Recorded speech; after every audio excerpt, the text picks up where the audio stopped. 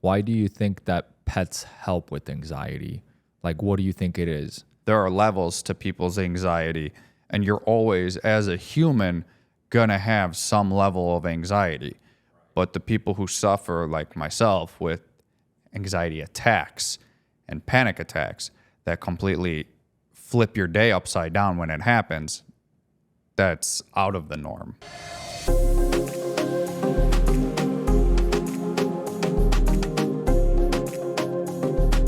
Another beautiful day, another beautiful episode, and this one is something that hits home to both of us, and it is dealing with anxiety, but getting a pet to help deal with the anxiety and the benefits of it, right? I have a cat and a dog. Jess got Marcy right before we met, so that doesn't count, but we got Jax for multiple reasons. I wanted another dog, and my anxiety and my panic attacks were bad. So we read up and saw that benefited a lot, right? Same with you guys. You guys got Diva, and I'll talk about I know it helps me, right? It kind of gives me that routine of, all right, I'm not just taking care of myself and obviously Jess, but now the animals, right? I have to take Jax out, walk him, get him groomed, take him to the groomers or groom him myself. And then besides all that routine stuff, if I come home from wherever I'm at and I had a shitty experience and I come in a bad mood, he notices right away. And the way he wiggles his butt and gets so excited to see me, like I could go throw the garbage out and be back within 20 seconds. And he's happy again. Oh my God, you've been gone all day. Right? And it's the best feeling ever. And it helps so much. Why do you think that pets help with anxiety? Like, what do you think it is? I don't know exactly why from a medical perspective, but it's gotta be some type of wiring in our brain that when you are a pet animal lover, that maybe some of what I just said correlates with that, right? It's that you get a sense of they have reliance on you. It's not just for you to take care of yourself, right? It's easy if you live alone and don't have another pet or a roommate or a pet to get your mind distracted, right? So if you're having an anxiety attack or a panic attack at home by yourself, it's hard to pull you out of that. Or it's much harder if you're not actively willing to pull yourself out of that, right? And sometimes it's still hard for me to do that when I'm having a severe panic attack. If I'm alone at home and the animals aren't kind of close by, it's still hard to pull myself out. But the moment one of them comes by, Marcy even senses it too, like if I'm having a real bad time my big thing is I pick my nails a lot, and Jess knows that. But it seems like the animals have picked up on that too, because there are certain times where I'm sitting on the couch and I'm having a panic attack and I start picking my nails. One of them will jump up on the couch and force their head into my hands to stop me from picking my nails and to pet them. And within a couple minutes, I'm out of it and I'm a lot calmer. So when you do have a panic attack or anything related to anxiety, is there something that you do specifically with them? With them, not always. Sometimes if I notice early on that it's happening, or even if I notice it's a bigger attack that I'm having, and I am very aware that I want to get out of it fast, there's other ways, not with the pets. I'll go to the freezer and grab ice, and I'll squeeze ice in both of my hands to melt, and then count, and that'll help. But if I'm not close to that, then I just try and get down on their level. I will sit on the floor and let them climb up on my lap and just go nuts and just focus on them, look in their eyes and pet them, and it helps. Okay. and it helps quick. Okay. So, I mean, I'm only asking because I thought maybe it's like what helps is the routine part of it, more so than anything else. It is to keep them less frequent, I would say. Okay. Because from what I'm seeing, it's like, okay, you have something to do, right? Yeah. And it occupies your brain. Like even when you mention you pick your nails, dog comes over, cat comes over, you have them to pet, so it occupies your brain in a way not to Exactly. fiddle with your nails or something with your Right. fingers, right? So that kind of what always made sense to me, because I don't really get anxiety, so it's very hard for me to understand. I don't know why. Maybe because my brain is wired differently, right? Because like why I'm asking if it's a routine thing, and because it occupies your brain, right? Because for me, working more occupies my brain, right? So maybe the reason why I don't get anxiety, I don't think that's it, but maybe that's why it is because my routine becomes in the work itself, right? So Right. like you will take the dog for a walk, it occupies you, that's what relieves your anxiety. But for me, if anything, maybe why I don't get it is because I'm just constantly in a routine where I'm doing something, and my brain doesn't have the freedom to kind of wander around, because I don't know what else would it be. I would like to see that, okay, things are not going, now it's a lot different because things are going well. So I can't see where that stress would come from, right? This is now going into more the breakdown of the anxiety and the panic attacks. Again, we did the episode before where I shared my story. Mine is a lot to do with childhood trauma growing up and the way that severely wired my brain the way it is now. When you're that young and your mind is very easily moldable and a lot easier to learn. We did another episode where we talked about like learning languages as kids, right? That is very big in being younger, and the trauma that I experienced wired my brain that way. But I'm not trying to hint back at where it came from originally. I'm just saying, where does it come from like now, Because of how it was wired then, there were specific triggers embedded into that play into a part now that I'm still working through. Okay. So is it, because I don't know like that much about anxiety. Obviously you live through it and you deal with it. So is it possible to eliminate it fully? Or you don't think that's... I do believe you can get it down. You can eliminate it to a point where it doesn't affect you on a daily basis. But Yes. never completely, you don't think? Panic attacks, yes. That I believe you could eliminate fully. Anxiety attacks, I believe, honestly, if with enough work, if you're willing to put in the work and being open to figuring out, the hardest thing is figuring out why and working through that. And it doesn't happen overnight. Right. And you can't fix it overnight. I am working towards it. I hope I can eliminate it fully. Do I believe I can get there? Yeah, I do. Okay. I think these are like my favorite topics now because I get to keep learning more about that by asking you, And so that's why I'm asking, because you're telling me you think you can, right? Yeah. So now why I was referring to the stuff that keeps me occupied, why I don't have them, like I wonder what the environment would be for you where it would completely get rid of them, right? Because I think from what I know, like about all of this, is I feel like the perfect environment has to be kind of created for you to eliminate all of it. That's how I look at it. That is a very interesting take, because if you have a perfect environment where something can grow, right? And it's going to be its 100% full potential at all times. To eliminate anxiety, you can't have that. you have to have moments where you have the anxiety attacks and the panic attacks so that you can figure out that trigger or those specific triggers and be able to work through them.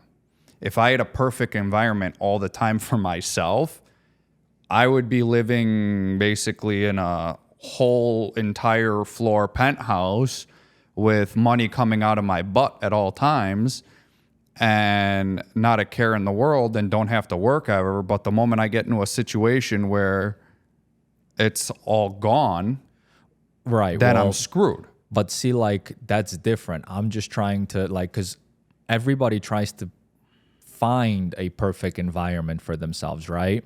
So, and I think it's there for everybody. And what you're saying, yeah, of course, things could happen, and that's for everybody. So then I'll take it and put it into another part of that. The perfect environment for what I would see as a person with anxiety is getting them comfortable where they are not having intense panic attacks and anxiety on a daily basis, right?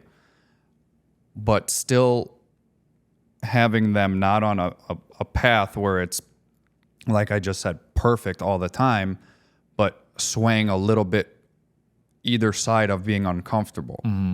Because that's going to help you get to the point of eliminating it over time. That, for me, would be a perfect environment where I believe where I'm at right now in life is that perfect environment.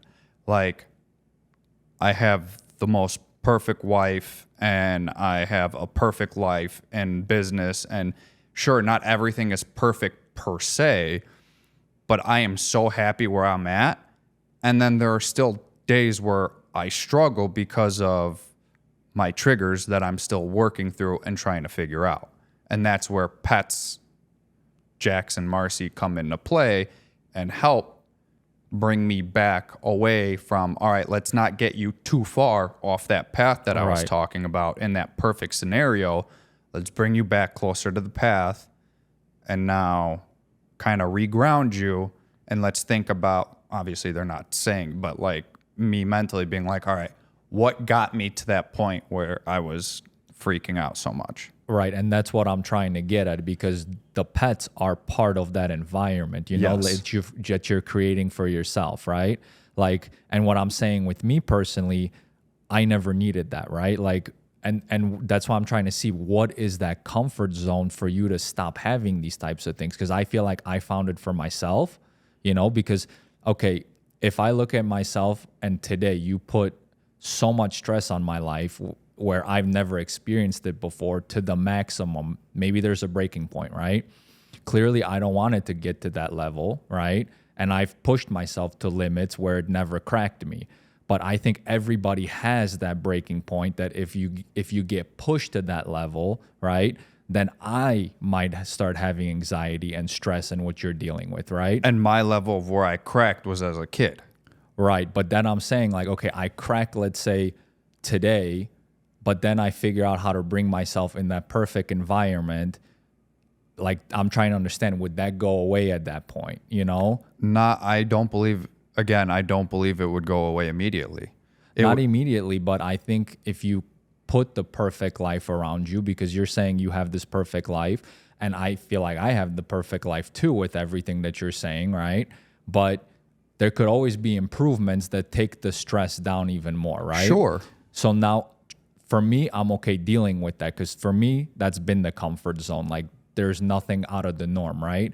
But for you, you have those out of the norm moments that still put your stress levels to a different, I think, maybe level where those attacks happen, for sure. Right? So that's my question. Like, you think that if you did find even a more comfortable environment at that point where it's like there is no stress, you just come in, the dogs are licking you all the time, you're just happy.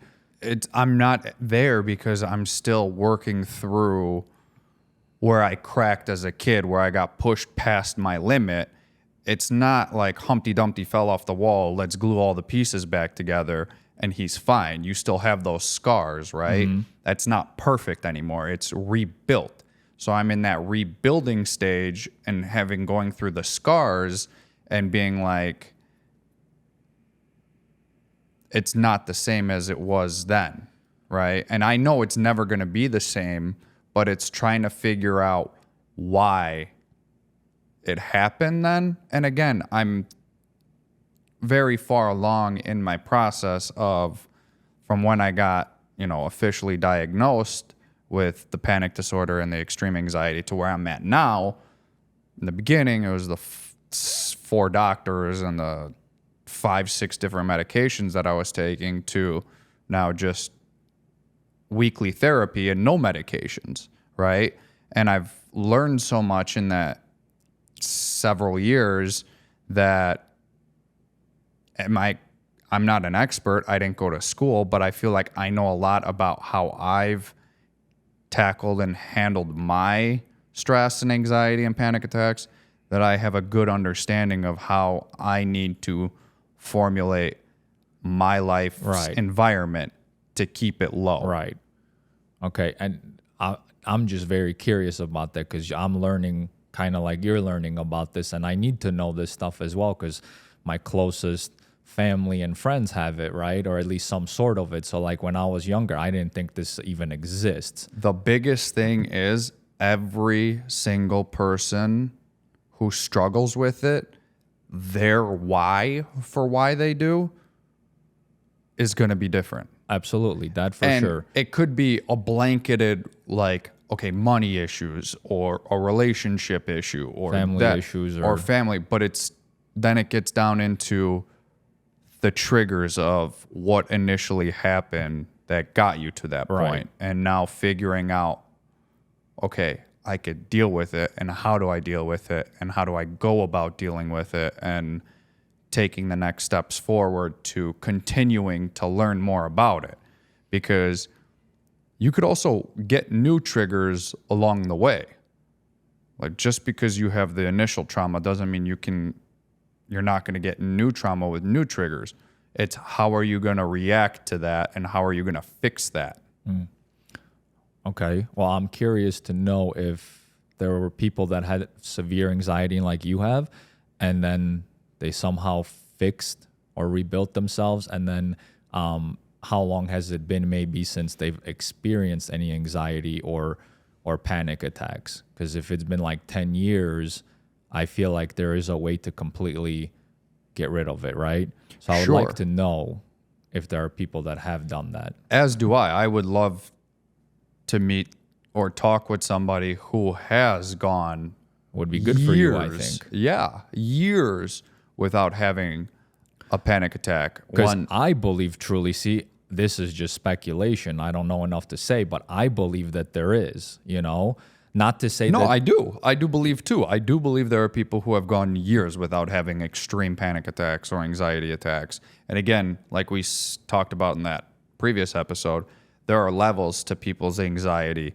And you're always, as a human, going to have some level of anxiety. Right. But the people who suffer, like myself, with anxiety attacks and panic attacks that completely flip your day upside down when it happens, that's out of the norm. Right.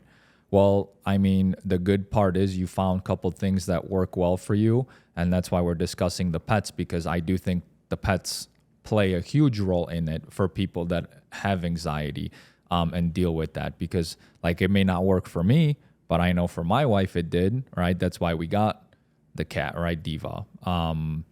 Because, I mean, we even spoke with their parents. Do they think that's a good idea? You think it will help with the anxiety attacks, and that was a decision that we think a pet would be good for that, right? Obviously, she doesn't deal with anxiety to the level as you, but she does. And then we have employees as well that deal with anxiety, and I know they have pets as well. So there must be a common thing where pets really, really are helpful. And I would for sure be a pro in getting a pet if you deal with anxiety. Absolutely. It's the way animals are wired too.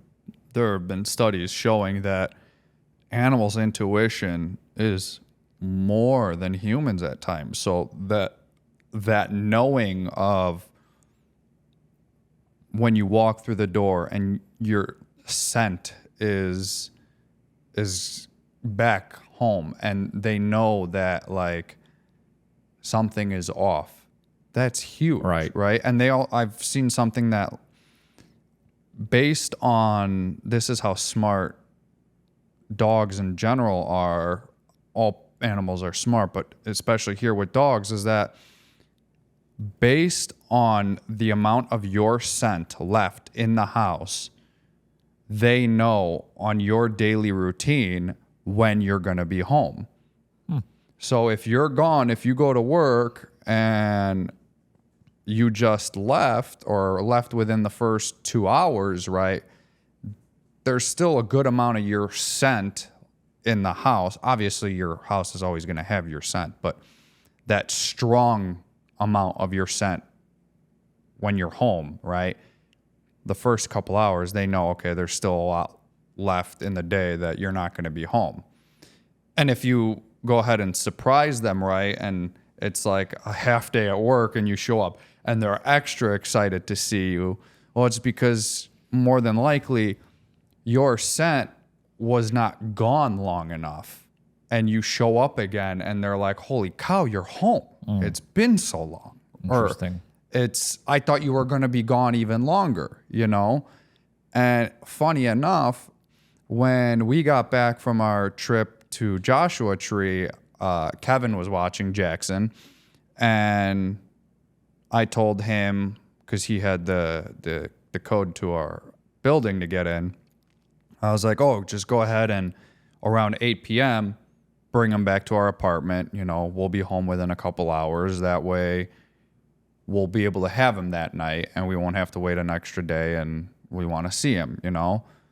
We got home and this little punk had a little attitude on him. He was like, You left me. You left me. I was with Uncle Kevin for a week and you left me. And he wasn't as excited.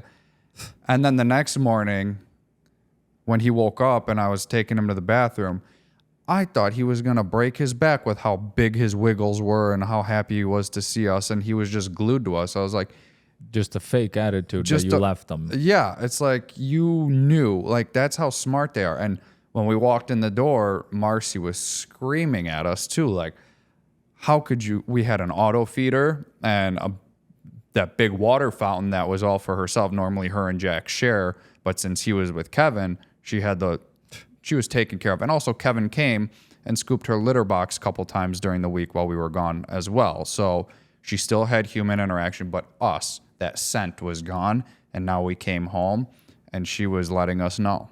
Yeah, she was letting you have it. Well, I mean, that's why I don't think pets are just good for anxiety. I think in general, they're good to have, you know? Right. I think every person that treats their pet the right way is going to get that love back from their pet. And in return, you're going to be just a better human being in a way, because there's going to be something more to you, right?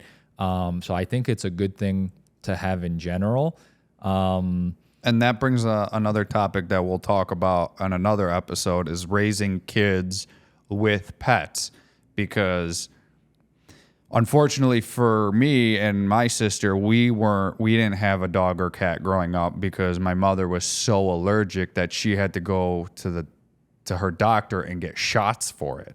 Like her ragweed pollen, like her spring and fall allergies on top of animal allergies were so bad that we never had a pet. Until third grade, we had a class parakeet. And you had to get a permission slip signed by your parent to be put in a raffle, like at the end of the school year, where our teacher would be like, whoever parent said, okay, if you win, you could bring the bird home, you get it. I won, and I had a baby blue parakeet named Tsunami, and that was my first. Name was right on target. Was it? No, he was the sweetest bird Quiet? ever. Okay. Not quiet, no, because parakeets sing. And it was refreshing because, sure, fish are pets too, but it's not the same as like. Yeah, let me ask you that. Is there a huge difference from a dog? There is. Yeah. There is a massive difference. Right. It's still a pet. I'd say it's an entry level pet. But you don't get that love, right? It's not the same love. I think that's what makes the big difference. It's not the same love, and the level of care. Sure, you got to clean the fish tank, but you could also get another fish that helps clean the fish tank. And it's basically you just throw some goldfish food in, and that's kind of it, right? Right. Bird was the next, I would say, step, because you got to feed them still, but you got to change out the tray at the bottom from the poop, and you like the love that you just asked. I'd put my face up to the cage, and he would kiss. He would give little kisses. He wouldn't bite. It would not bite. Because the next, after Tsunami passed, we got a couple more parakeets, and they were not as nice. They did bite. They bit hard. So I knew when having Tsunami that those were the love and kisses, because he would squawk a little bit too after the kiss. So maybe it's more sing. The pet itself than it's a mixture. Type of pet. It's also a mixture. It's also a mixture. Okay, what do you think was the difference between the other parrots versus the first one? Why one was friendly? Did you give more attention to that first one because you were younger, or? I think more so. I don't recall where the other ones came from. We did have two at one time. I remember I had 4 in total. It was Tsunami solo, and then we had 2, and then after those 2, we had another single one. I think with Tsunami, he was the class pet, so I interacted a lot with him at school also. So he saw me a lot at school, and then he came home with me, and I interacted with him there. Whereas the other 2, I think my mother just showed up with them to like replace Tsunami, and it was more out of the blue, and I think out of a pet store. So it was not saying that it's that, but I think it helped a lot more with Tsunami knowing slowly over time, knowing me, and then. Okay. Yeah, it could be a lot of different maybe reasons as well. But yeah, I think definitely the pet situation is a good thing to have, because I think, okay, the love part might not be as strong with the parrot or a fish as you would with a dog or a cat, but maybe that's that factor of the love. But maybe the anxiety part would still be it would be helpful, because maybe you don't necessarily need all that love, but maybe you need the routine more so, and you could still have that with a parrot. But I don't know. With the parakeet, I could definitely see it, because yeah, if you're having a bad day and they just start singing out of nowhere, that can. With a fish, again, it's hard. There's not much of that routine substance there. It's just feeding in the morning and at night. And so it's definitely specific pets that would be more so helpful. The more, I guess, again, it's water. You're not sticking your hands. No. From this conversation, hurt it, right? For sure, it has to be. It's got to be a dog, a cat, maybe a pig, or something like a piglet. Yeah. Well, yeah, you could have a pig. I don't think maybe a hamster. Something along those lines. I for think. Sure. Jess had Rick and Morty, her 2 pet rats. That was a big thing too. So you have experience with pets, but it's still the dog comes out on top, right? A dog and cat is just, when you think of a pet, that's the traditional dog, cat, fish, right? I think for a reason though, right? Because they give the most love at the end of the day. I don't think I'd say a hamster they're most domesticated. Okay, so right. Over it just the makes years. sense. It just makes sense for them to be like up there. So, and I think if you don't have allergies and you didn't really grow up having a pet, and your kid really wants a pet, a dog or a cat, go for it. Yeah, you could always come up with who's going to walk it? I don't want to walk it. It sucks. Don't get me wrong. 4-5 months out of the year, it's cold as shit in Chicago. I don't want to go outside and walk him when it's cold as hell. That is not even secondary. That's way down the line of things that I think about when it's the all pros the outweigh joy right. and the pros that I get out of owning. That's how I look at it too, because yeah, obviously, you know, a pet becomes a problem. You want to go on vacation or something. It's like, what are you going to do with it? Especially if you don't have someone that the pet likes, right? Yeah. You could pay a babysitter, but will the pet like them, right? Now it becomes a problem. But I think the joy of it and everything outweighs everything else at the end, you know? Right. I know myself, I could live without a pet, but I think having a pet is much better at the end of the day, you know? So it's not only for anxiety, I think it's just overall.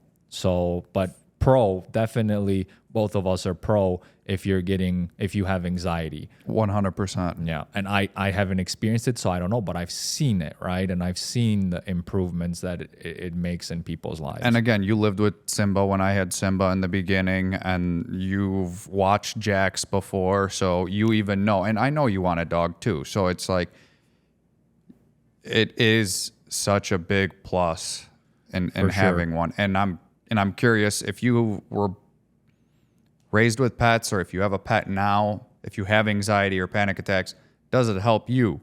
What are some of the things that it helps with? Or is it routine based? Is it just the love they give? Leave us a comment. Let us know.